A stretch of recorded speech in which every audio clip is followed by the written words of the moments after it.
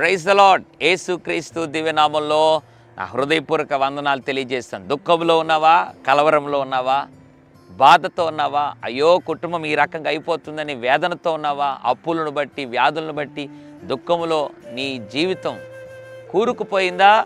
ఉదయకాల సమయంలో దుఃఖపడి ఏమైపోతానని బాధపడుతున్నావా? దేవుడు ఒక మాట జ్ఞాపకం చేయాలని ఆశపడుతున్నాడు. మత్తయి సువార్త 5వ అధ్యాయం 4వ వచనం, దుఃఖపడు వారు ధన్యులు, వారు ఓదార్చబడుదురు. దేవుడు అంటున్నాడు, దుఃఖపడుతున్నావు, నీవు ధన్యుడవు.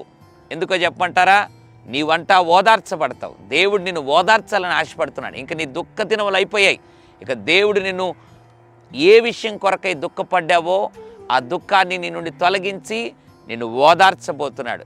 విశ్వాసంతో నమ్ము, ప్రభువా నా దుఃఖమును తొలగించి నన్ను ఓదార్చే దేవుడుగా నా జీవితంలో ఇంక ఉండబోతున్నావు, స్తోత్రం అని నువ్వు పలకగలిగితే, నమ్మగలిగితే నిశ్చయముగా దేవుడు నీ దుఃఖం ఏ విషయంలో అయితే దుఃఖపడుతున్నావో ఆ దుఃఖమును పోగొట్టి నిన్ను ఓదార్చుతాడు. పరిశుద్ధుల తండ్రి, ఎవరైతే దుఃఖపడి ప్రభువా నాయన ఇంతవరకు కుమిలిపోయి ప్రార్థనలు ఏకీభవించారు, వారిని ఒక్కసారి జ్ఞాపకం చేసుకొని వారి దుఃఖమును తొలగించి వారిని ఓదార్చమని, యేసు నామములో దుఃఖపడు వారు ధన్యులు, వారు ఓదార్చబడుదురు అనే లేఖనం వారి జీవితంలో నెరవేర్చమని కృప చూపమని యేసు నామములో ప్రార్థిస్తున్నాను తండ్రి.